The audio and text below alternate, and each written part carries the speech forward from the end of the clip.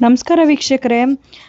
ತುಂಬಾ ಜನ ನನಗೆ DM ಮಾಡಿ ಕೇಳ್ತಾ ಇರೋವಂಥದ್ದು, ನ್ಯಾಯವಾದಿಗಳು ಸೋಷಿಯಲ್ ಮೀಡಿಯಾದಲ್ಲಿ ಕಾನೂನಿಗೆ ಸಂಬಂಧಪಟ್ಟ ವಿಚಾರಗಳನ್ನ ಹೇಳೋದು ತಪ್ಪಾ? ಹಾಗಾದ್ರೆ ಸೋಷಿಯಲ್ ಮೀಡಿಯಾದಲ್ಲಿ ಸೋಷಿಯಲ್ ಅವೇರ್ನೆಸ್ನ ಬೆಳೆಸುವಂಥದ್ದು ಕಾನೂನಿನ ವಿಚಾರದಲ್ಲಿ ತಪ್ಪಾ? ಅದಕ್ಕೆ ಅವಕಾಶ ಇಲ್ವಾ? ನ್ಯಾಯವಾದಿಗಳು ಯಾವುದೇ ರೀತಿಯಲ್ಲೂ ಸೋಷಿಯಲ್ ಮೀಡಿಯಾದಲ್ಲಿ ಕಾನೂನಿನ ಬಗ್ಗೆ ಮಾಹಿತಿಯನ್ನ ನೀಡಬಾರ್ದಾ? ಯಾಕೆ ನೀಡಬಾರ್ದು? ಇದರಿಂದ ಏನ್ ತಪ್ಪಾಗುತ್ತೆ ಅಂತೇಳಿ ತುಂಬಾ ಜನ ಕೇಳ್ತಾ ಇದ್ದೀರಾ.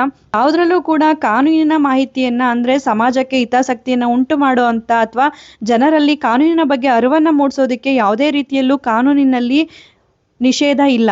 ಕಾನೂನಿನ ವಿಚಾರಗಳನ್ನ ಎಲ್ಲರೂ ಕೂಡ ಹಂಚ್ಕೋಬಹುದು. ಕಾನೂನಿನ ಬಗ್ಗೆ ಎಲ್ಲರೂ ಕೂಡ ಸಾಮಾನ್ಯ ಜನರು ಕೂಡ ತಿಳ್ಕೊಳ್ಳಿ ಅನ್ನೋ ವಿಚಾರಕ್ಕೋಸ್ಕರ ಸೋಷಿಯಲ್ ಮೀಡಿಯಾಗಳಲ್ಲಿ ಕಾನೂನಿನ ಅರಿವನ್ನ ಮೂಡಿಸಲಾಗ್ತಾ ಇದೆ. ಇದು ಒಂದು ಕನ್ನಡ ಭಾಷೆಯಲ್ಲಿ ಮಾತ್ರ ಅಲ್ಲ, ಎಲ್ಲಾ ಭಾಷೆಯಲ್ಲೂ ಕೂಡ ನ್ಯಾಯವಾದಿಗಳು, ಹಿರಿಯ ನ್ಯಾಯವಾದಿಗಳಾಗಿರ್ಬೋದು ಅಥವಾ ಎಷ್ಟೋ ಒಂದು ಪ್ಲಾಟ್ಫಾರ್ಮ್ಗಳಲ್ಲಿ ನ್ಯಾಯಾಧೀಶರು ಕೂಡ ಕಾನೂನಿನ ಅರಿವನ್ನ ಮೂಡಿಸ್ತಾರೆ.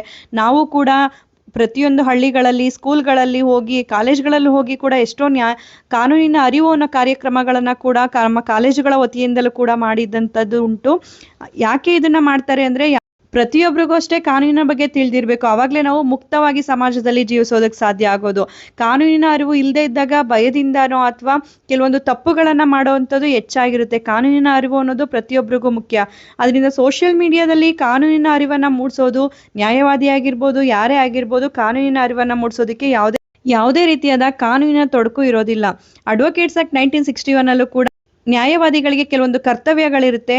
ಈ ಒಂದು ಅಡ್ವೊಕೇಟ್ಸ್ ಆಕ್ಟ್ ಅಲ್ಲಿ ಅದನ್ನ ಕ್ಲಿಯರ್ ಆಗಿ ತಿಳಿಸಿದ್ದಾರೆ. ಯಾವೆಲ್ಲ ಕೆಲಸಗಳನ್ನ ನ್ಯಾಯವಾದಿಗಳು ಮಾಡಬೇಕು, ಯಾವುದನ್ನ ಮಾಡಬಾರ್ದು, ಕೋರ್ಟಿನ ವಿಚಾರದಲ್ಲಾಗಿರ್ಬೋದು, ಕಕ್ಷಿದಾರರ ವಿಚಾರದಲ್ಲಾಗಿರ್ಬೋದು, ಅಥವಾ ಎದುರು ಪಾರ್ಟಿಯವರ ವಿಚಾರದಲ್ಲಾಗಿರ್ಬೋದು, ಅಥವಾ ಸ್ವತಃ ತಮಗೆ ಯಾವೆಲ್ಲ ಒಂದು ಕರ್ತವ್ಯಗಳನ್ನ ಮಾಡಬೇಕು, ಮಾಡಬಾರ್ದು, ಸಮಾಜದಲ್ಲಿ ಯಾವ ರೀತಿ ನಡ್ಕೋಬೇಕು, ನಡ್ಕೋಬಾರ್ದು ಅನ್ನೋದು ಪ್ರತಿಯೊಂದು ವಿಷಯಗಳು ಕೂಡ ಈ ಒಂದು ಅಡ್ವೊಕೇಟ್ ಆಕ್ಟ್ಸ್ ಅಲ್ಲಿ ಇರೋವಂಥದ್ದು. ಇದಕ್ಕೆ ಸಂಬಂಧಪಟ್ಟಂತೆ ರಚನೆ ಆಗಿರೋವಂಥ ಕರ್ನಾಟಕ ಬಾರ್ ಕೌನ್ಸಿಲ್ ಏನಿದೆ ಅದು ಕೂಡ ಕೆಲವೊಂದು ನಿಯಮಾವಳಿಗಳನ್ನ ಮಾಡಿರುತ್ತೆ. ಅದಕ್ಕೆ ತಕ್ಕಂತೆ ಕೂಡ ಎಲ್ಲರೂ ನಡ್ಕೋತಾ ಇದ್ದಾರೆ. ಯಾರೆಲ್ಲ ಸೋಷಿಯಲ್ ಮೀಡಿಯಾದಲ್ಲಿ ಅವೇರ್ನೆಸ್ನ ಕೊಡ್ತಾ ಇದ್ದಾರೆ, ಅದು ರೀಲ್ಸ್ ಮಾಡೋದು ಅಂತ ಹೇಳಿ, ರೀಲ್ಸ್ ವಕೀಲರು ಅಂತ ಹೇಳಿ ಅವ್ರನ್ನ ಪೋರ್ಟ್ರೇ ಮಾಡೋದಕ್ಕೆ ಹೋಗಬೇಡಿ. ಯಾಕೆ ಸೋಷಿಯಲ್ ಮೀಡಿಯಾದಲ್ಲಿ ಅವೇರ್ನೆಸ್ನ ಉಂಟು ಮಾಡೋದ್ರಿಂದ ಕೆಲವರಿಗೆ ಕೆಲಸ ಸಿಗ್ತಾ ಇಲ್ಲ, ಜೂನಿಯರ್ಗೆ ತೊಂದರೆ ಆಗ್ತಾ ಇದೆ ಅಂತ ಹೇಳ್ತಾರೆ. ಖಂಡಿತವಾಗಿಯೂ ಇದು ತಪ್ಪು. ಯಾಕೆಂದ್ರೆ ಸೋಷಿಯಲ್ ಮೀಡಿಯಾದಲ್ಲಿ ನಾವು ಜನರಲ್ ಅವೇರ್ನೆಸ್ನ ಅಷ್ಟೇ ಕೊಡ್ತಾ ಇರೋವಂಥದ್ದು, ಯಾವುದೇ ಒಂದು ಪರ್ಟಿಕ್ಯುಲರ್ ಆದಂಥ ವಿಚಾರಗಳನ್ನ ಅಲ್ಲಿ ಹಂಚ್ಕೋತಾ ಇಲ್ಲ. ಪ್ರತಿಯೊಬ್ರು ಕಕ್ಷಿದಾರರು ಅಷ್ಟೇ ಅದನ್ನ ತಿಳ್ಕೊಬೇಕು. ಅವ್ರು ಹೇಳ್ತಾ ಇರೋದು ಜನರಲ್ ಆಗಿ, ನಮ್ಮ ವಿಚಾರಕ್ಕೆ ಬೇರೆನೇ ಇರುತ್ತೆ. ನಾವು ನಮ್ಮ ನಿಯರೆಸ್ಟ್ ಇರೋವಂಥ ಅಡ್ವೊಕೇಟ್ಸ್ಗಳನ್ನ ಬಳಿ ಹೋಗಿ ಅದನ್ನ ಸಂಕ್ಷಿಪ್ತವಾಗಿ ತಿಳ್ಕೋಬೇಕು ಅಂತ ಹೇಳಿ ಈ ವಿಚಾರಗಳನ್ನ ಹಂಚ್ತಾ ಇರೋದು. ಯಾರಿಗೂ ಕೂಡ ಇದು ವೈಯಕ್ತಿಕವಾಗಿ ಈ ಒಂದು ಕಾನೂನಿನ ಮಾಹಿತಿಯನ್ನ ನೀಡುವಂಥದ್ದಲ್ಲ. ಸಾಮಾನ್ಯವಾಗಿ ಒಬ್ರು ಕೇಸಿಂದ ಒಬ್ರು ಕೇಸ್ಗೆ, ಒಬ್ಬ ಕಕ್ಷಿದಾರರ ಪರಿಸ್ಥಿತಿಯಿಂದ ಮತ್ತೊಬ್ಬರು ಕಕ್ಷಿದಾರರಿಗೆ ವಿಭಿನ್ನ ಆಗಿರುತ್ತೆ. ಅಲ್ಲಿರುವಂಥ ಪರಿಸ್ಥಿತಿನೇ ಬೇರೆ ಇರುತ್ತೆ, ನಾವು ಜನರಲ್ ಆಗಿ ಹೇಳೋವಂಥದ್ದು ಆಗಿರುತ್ತೆ. ಆದರೆ ಪ್ರತಿಯೊಬ್ಬರು ಈ ವಿಡಿಯೋನ ನೋಡಿ ಯಾರು ಕೂಡ ಒಂದು ಸೈಟ್ಗಳನ್ನ ಪರ್ಚೇಸ್ ಮಾಡೋದಿಲ್ಲ. ಈ ವಿಡಿಯೋನ ನೋಡಿ ಯಾವುದೇ ಒಂದು ಸಮಸ್ಯೆಗಳನ್ನ ಅವರು ಬಗೆಹರಿಸ್ಕೊಳ್ಳಿಕ್ ಸಾಧ್ಯ ಇಲ್ಲ. ಅವ್ರಿಗೆ ಜನರಲ್ ಆಗಿ ಒಂದು ಇನ್ಫಾರ್ಮೇಶನ್ ಸಿಗುತ್ತೆ, ಈ ರೀತಿ ಮಾಡ್ಬೋದಾ, ಆ ರೀತಿ ಮಾಡ್ಬೋದಾ ಅನ್ನೋದು ಗೊತ್ತಾಗುತ್ತೆ ಬಿಟ್ಟು ಯಾರು ಕೂಡ ಈ ಒಂದು ವಿಡಿಯೋಗಳನ್ನ ನೋಡ್ಕೊಂಡು ತಾವೇ ಹೋಗಿ ನ್ಯಾಯಾಲಯದಲ್ಲಿ ಕೇಸ್ಗಳನ್ನ ಫೈಲ್ ಮಾಡ್ಲಿಕ್ಕೆ ಬರೋದಿಲ್ಲ. ನ್ಯಾಯವಾದಿಗಳ ಮುಖಾಂತರನೇ ಮಾಡಬೇಕಾಗುತ್ತೆ. ಇದೊಂದು ಜನರಲ್ ಅವೇರ್ನೆಸ್ ಅಷ್ಟೇ.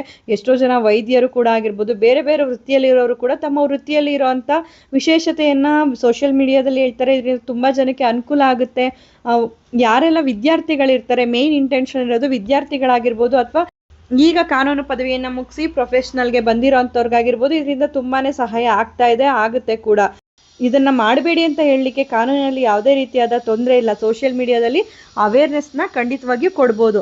ಆದರೆ ಯಾವುದೇ ರೀತಿಯಲ್ಲೂ ಕೂಡ ಅಡ್ವರ್ಟೈಸ್ಮೆಂಟ್ ಮಾಡೋದಾಗ್ಲಿ, ಸೆಲ್ಫ್ ಪ್ರಮೋಷನ್ ಮಾಡ್ಕೊಳ್ಳೋದಾಗ್ಲಿ, ಕಕ್ಷಿದಾರನ ತನ್ನತ್ತ ಸೆಳೆಯೋದಾಗ್ಲಿ, ಇದನ್ನ ಮಾಡೋದು ಕಾನೂನಿನಲ್ಲಿ ಅವಕಾಶ ಇಲ್ಲ. ಯಾಕೆಂದ್ರೆ ಅಡ್ವೊಕೇಟ್ಸ್ ಆಕ್ಟ್ ಅಲ್ಲಿ ಸಂಕ್ಷಿಪ್ತವಾಗಿ ತಿಳಿಸಿದೆ, ಯಾವುದೇ ಕಕ್ಷಿದಾರನ ತನ್ನತೆಗೆ ಸೆಳೆಯುವಂತಿಲ್ಲ. ಜಾಹೀರಾತುಗಳನ್ನ ನೀಡುವಂಥದ್ದು, ನಾವು ಇಷ್ಟು ದುಡ್ಡಲ್ಲಿ ನಿಮಗೆ ಕೇಸ್ನಾಗ ಎತ್ಕೊಡ್ತೀವಿ, ಅಥವಾ ಇದು ನಮ್ಮ ಆಫೀಸ್ ಅಡ್ರೆಸ್, ನೀವು ಇಲ್ಲಿಗೆ ಬನ್ನಿ, ಅಥವಾ ಇದು ನಮ್ಮ ನಂಬರ್, ನೀವು ಇದಕ್ಕೆ ಕಾಲ್ ಮಾಡಿ ನಿಮ್ಮ ಕೇಸ್ಗಳನ್ನ ಕೊಡಿ, ಈ ರೀತಿಯಾಗಿ ಸೋಷಿಯಲ್ ಮೀಡಿಯಾದಲ್ಲಿ ಪ್ರಚಾರವನ್ನ ಮಾಡೋದಕ್ಕೆ ನಿಷೇಧ ಇದೆ. ಖಂಡಿತವಾಗಿಯೂ ಯಾರೂ ಕೂಡ ಇದನ್ನ ಮಾಡಬಾರ್ದು.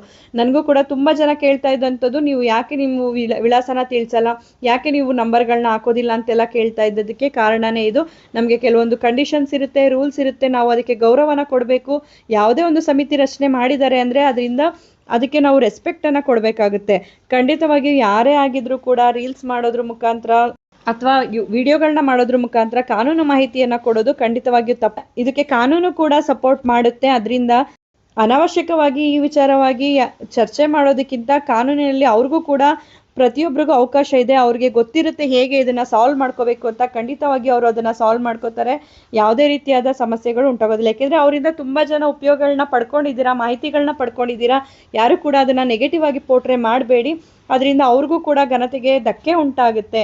ಕರ್ನಾಟಕ ಬಾರ್ ಕೌನ್ಸಿಲ್ ಇದೆ, ಇಂಡಿಯನ್ ಬಾರ್ ಕೌನ್ಸಿಲ್ ಇದೆ, ಎಲ್ಲರಲ್ಲೂ ಕರ್ನಾಟಕ ಬಾರ್ ಕೌನ್ಸಿಲ್ ಅಲ್ಲಿ ಅವರು ಅದನ್ನ ಸರಿ ಮಾಡ್ಕೋತಾರೆ. ಸರಿ ಮಾಡ್ಕೊಳ್ಳೋಂತ ಅವಕಾಶಗಳು ಎಲ್ಲರಿಗೂ ಕೂಡ ಇದೆ.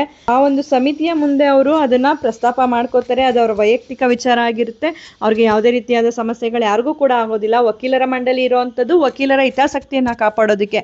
ಅಂದಮೇಲೆ ವಕೀಲರಿಗೆ ಯಾವ ರೀತಿಯಾದ ಸಮಸ್ಯೆಗಳು ಅದರಿಂದ ಉಂಟಾಗೋದಿಲ್ಲ. ಸಮಸ್ಯೆಗಳು ಉಂಟಾದ್ರೆ ಅದನ್ನ ಹೇಗೆ ಪರಿಹಾರ ಮಾಡ್ಕೋಬೇಕು ಅನ್ನೋದು ಕೂಡ ವಕೀಲರು ತಿಳಿದಿರುತ್ತೆ. ಯಾಕೆಂದ್ರೆ ಜನಸಾಮಾನ್ಯರಿಗೆ ಬರುವಂತ ಸಮಸ್ಯೆಗಳನ್ನ ಪರಿಹಾರ ಮಾಡೋದಕ್ಕೆ ಇರುವಂತದ್ದು ವಕೀಲರು. ಅಂದಮೇಲೆ ಅವ್ರಿಗೆ ಬರುವಂತ ಸಮಸ್ಯೆಗಳನ್ನ ಅವ್ರು ಹೇಗೆ ಪರಿಹಾರ ಮಾಡ್ಕೋಬೇಕು ಅನ್ನೋದು ಅವ್ರಿಗೆ ಗೊತ್ತಿರುತ್ತೆ. ಯಾರು ಕೂಡ ಯಾವುದೇ ವಕೀಲರ ಬಗ್ಗೆ ಆಗಿರ್ಬೋದು, ಅವರ ವೃತ್ತಿ ಬಗ್ಗೆ ಆಗಿರ್ಬೋದು, ಸೋಷಿಯಲ್ ಮೀಡಿಯಾದಲ್ಲಿ ಹಗುರವಾಗಿ ಮಾತಾಡೋದಾಗಿರ್ಬೋದು ಅಥವಾ ಅವ್ರನ್ನ ನೆಗೆಟಿವ್ ಆಗಿ ಪೋಟ್ರೆ ಮಾಡೋದಾಗಿರ್ಬೋದು ಖಂಡಿತ ಮಾಡಬೇಡಿ. ಯಾಕೆಂದ್ರೆ ಅವರಿಂದ ನೀವು ಕೂಡ ಉಪಯೋಗವನ್ನ ಪಡ್ಕೊಂಡಿರ್ತೀರಾ.